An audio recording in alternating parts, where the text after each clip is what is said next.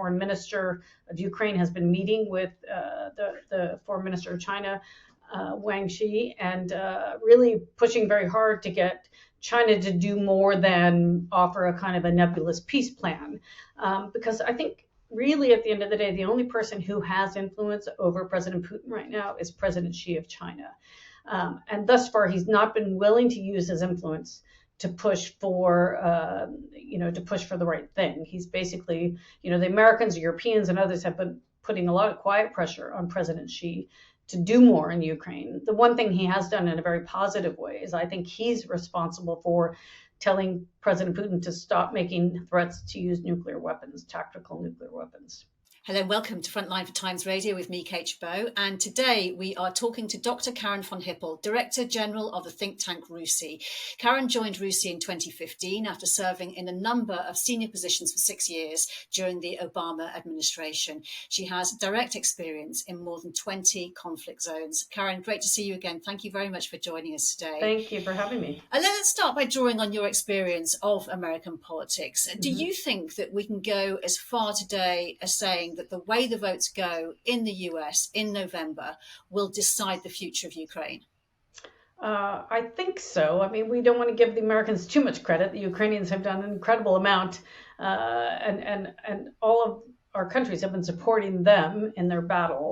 So it's certainly up to the Ukrainians, and maybe they will have a knockout blow before the US elections. But if the war continues as it has been, which is, in a sense, a war of attrition, then they will need continued support from the United States and European partners. And if Trump wins, it's not clear to me that that support will continue. Now, don't be assuming that if Kamala Harris wins it, everything will be rosy, because I still think Congress will be very divided and it won't be so easy to get funding through the Hill either. So I think no matter what, the Europeans and the Brits need to really come together in a much more profound way than they have to help Ukraine. Based on what they have said and done, can you outline the potential consequences for Ukraine, though, of a Trump presidency versus a Democrat administration, let's say for the sake of argument, under Kamala Harris? So far what we've heard from both Trump and J.D. Vance is that, America first, we shouldn't be spending money overseas. Trump has said, I'll end the war on day one. What that likely means is probably cutting off any future military support to Ukraine, potentially undermining what NATO would try to do, and then trying to force Ukraine to cede territory that Russia is occupying right now. So trying to force Ukraine to the negotiating table. It's not clear to me they will succeed in that latter, that Ukraine may just say, no, we're not going to do that. And they really should. They should do whatever they think is right for Ukraine. If Kamala Harris wins, I think it will generally be business as usual. It will be continuity of the current policy. But as I was saying, I think it won't be so simple because Congress will be divided. It will be difficult for her to push funding through, just in the same way that Biden experienced this past year, where it was delayed for 8 months. Support for Ukraine was delayed to really the detriment of Ukrainians on the battlefield. So I think, no matter who wins, the Ukrainians need to be working very closely with other partners to see what else they can do. And what choice of nominee for the Democrat vice president do you think would be the best news for President Zelensky? You mean for Kamala Harris's choice? Yes. Well, I don't think it matters, actually. I think anybody that she chooses, they will all more than likely continue with the same policy that Biden has espoused. I think she's likely to choose a white male from a swing state. It could be Pennsylvania, could be Wisconsin, or a few other states. She could choose someone like Mark Kelly, Senator Mark Kelly from Arizona, who is an astronaut and a former soldier, or Pete Buttigieg, who's the transport secretary right now. So any of those men would, as far as I know, they're all very much supportive of the policy. They understand the threat posed by Russia to Europe and, of course, to Ukraine as well. And so I think all of them would be more than likely to support the continued policy of the Biden administration. Of course, the fear for Ukraine and the hope for Russia is that a Trump presidency will try and force Ukraine to do a deal to end the war, which would be in Russia's favor. But the Ukrainian foreign minister has pressed his Chinese counterpart to help find an end to the war. And he says, I am convinced that a just peace in Ukraine is in China's strategic interests. What's going on here, and how much influence do you think China can have? I think the Ukrainians have been trying for some time to get China more involved, because so far China has really tacitly supported Russia and supported Russia in terms of dual use items that the Russians have been using to for military purposes. And so the Ukrainians have been working very hard. So far, President Zelensky has been unable to get time with the Chinese. Now, I think the foreign minister of Ukraine has been meeting with the foreign minister of China, Wang Shi, and really pushing very hard to get China to do more than offer a kind of a nebulous peace plan. Because I think really at the end of the day, the only person who has influence over President Putin right now is President Xi of China. And thus far, he's not been willing to use his influence to push for, to push for the right thing. He's basically, the Americans, Europeans, and others have been putting a lot of quiet pressure on President Xi to do more in Ukraine. The one thing he has done in a very positive way is I think he's responsible for telling President Putin to stop making threats to use nuclear weapons, tactical nuclear weapons. Your organisation has just hosted the Land Warfare Conference, where the head of the British Army gave a stark picture of the future. Russia seeking revenge over the West's support for the war in Ukraine, it's reported, Taiwan invaded, the potential for simultaneous global crises or conflicts that can no longer be dealt with in isolation. What happens if the US becomes more inward-looking, prioritising domestic politics over geopolitics? So I think the more inward-looking means Trump wins. I think if Vice President Kamala Harris wins, it won't be that way. It won't be an isolationist America that President Trump might bring in. And yes, then it's, countries need to prepare better this time. I think the last time around when President Trump won in 2016, I think America's allies just had no idea what to expect. And so their muscle memory was such that they were so used to just working with America, working closely with America, and that was all thrown out. And so it was really a challenge. And during that whole Trump era, when America basically went it alone and didn't really respect allies, cozied up to authoritarian leaders, we saw all of that.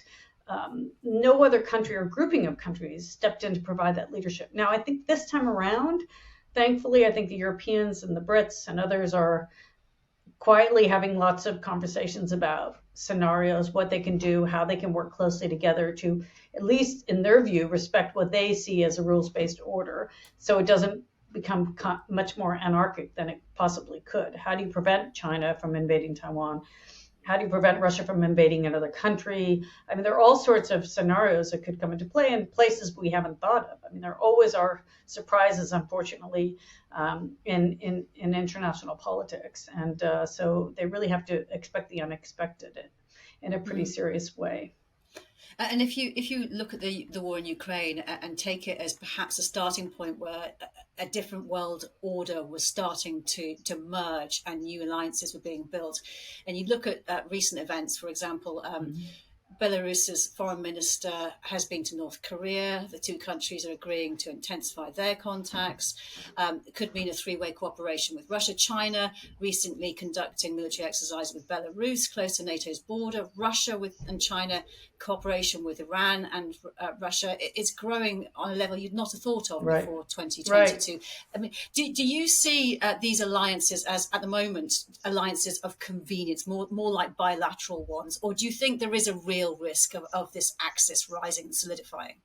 Well, it's more complicated than it certainly was in the past. So no matter what these alliances do, we will not have the binary divides of the past where we had, like during the Cold War. Because don't forget, China, while it may be close to Russia and some of these other countries, at the same time, it's so intricately involved in Western countries, in the United States economy, and European economy. So I think it's just going to get more complicated. You have India playing certainly an interesting role, close to Russia, but not close to China right now.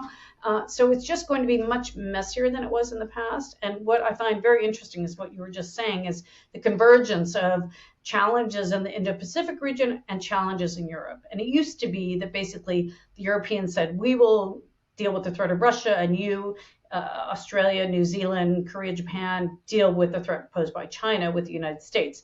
Now those two are blending, as you say, because North Korea is providing weapons to Russia that's being used in Ukraine. And so, the threats are blending. So if you talk to the Australians or the New Zealanders, for example, they will now say, actually, we do need to worry about Russia because of what Russia is doing with North Korea, and vice versa. Europeans are seeing, that they need to play a bigger role in Indo-Pacific as well. And when you take stock of all of these developments, what organisation, what body, what countries do you assess to be the best guarantor of global stability and peace going forward? If the United States is not at the table, is that what you're asking? Or if the United States is at the table? I mean, I think, of course... maybe you could outline both scenarios for us. Okay, let's just say President Trump wins and he basically withdraws or, from a leadership role like he did last time. Then you do want like-minded countries to rally together more. It may not be a NATO type organization if America refuses to participate, but they certainly can form an ad hoc coalition of partners that care about whatever issue is in play. Now, of course, if Vice President Kamala Harris wins, then I think we will see, strengthening of NATO and partnerships with NATO with countries like South Korea, like Japan, like Australia and New Zealand, who, many of these countries already participate in NATO meetings, as we saw in July. They participate in a number of the other G7, G20 type meetings as well. So, I think if America is not going to be isolationist, it's not America in charge and everyone following, but it's America in partnership with the United Kingdom, with Europeans, with partners in East Asia. And I think we will see much more partnerships going forward. The world has just changed so profoundly, really, in the last decade or so, that we're more multipolar, the threats are coming from so many places. Smaller countries are asserting themselves in ways we haven't seen before. So it's just a very different geopolitical landscape. And where do you see the biggest threat? Hard to say, right? Because, we can look at the current threats, whether that's in the Middle East or, with Russia or,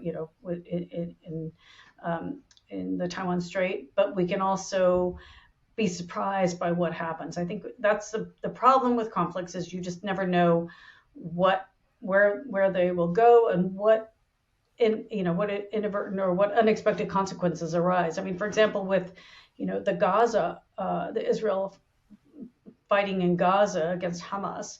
I don't think many people would have anticipated that the Houthis would have played the role that they're playing, disrupting global shipping and attacking.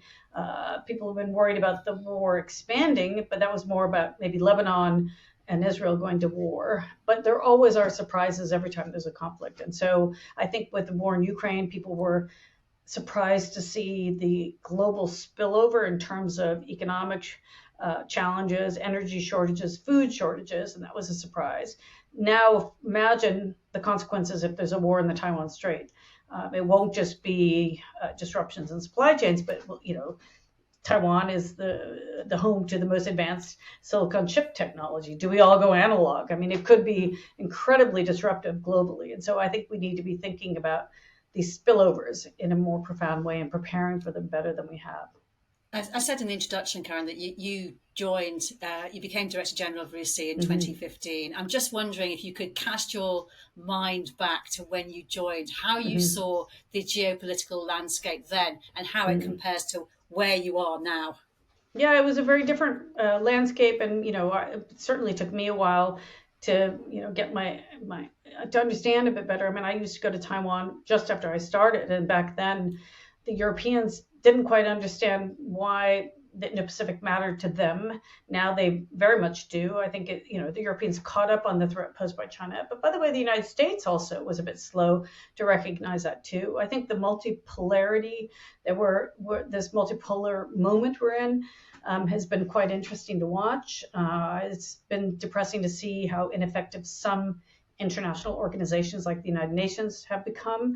And we just have to think more creatively going forward how to manage it. So we are shifting into a different order. I think we've been in this post-World War II order for a very long time. We're shifting to something else, but we don't know what it is that we're shifting to. And so it's really up to us to figure out how we can shape it as opposed to having it shape us and responding to that. We need to be more proactive, I think. And how does that translate when you say be Well, more I mean, proactive? maybe we need to be more creative about alliances. We need to think about different scenarios. We need to think about partnerships and alliances in different ways than we have in the past. I mean, there are a number of countries, whether it's Saudi Arabia, Turkey, or African and East Asian countries, that are no longer going to just do what, fall in line, for example. And we saw that with the voting on Ukraine at the UN General Assembly. They are saying, this is not our challenge. It's not that they want to stay on the fence, but they just say we want to be able to align with who we want to align with. And depressing in some cases, some countries are buying into the Chinese and Russia propaganda, even about, the West has been pushing Ukraine to join NATO, etc. So there is a lot of work that needs to be done. And I think we need to be thinking in more creative ways, perhaps, than we have up until now. I think all of us got a little bit lazy in terms of our muscle memory. We just got used to doing things in a certain way, and changes were afoot below us, and probably we weren't recognizing them until, the war in Ukraine really made us think differently about it. So it's, that's really, I think, we're in the middle of a very interesting period. I mean, it's interesting that you said that, when you first started Taiwan and waking up to the risk of it becoming a flashpoint was not really on the European or even the US radar. Is there anything you can think of now that you think needs to be on the radar that isn't?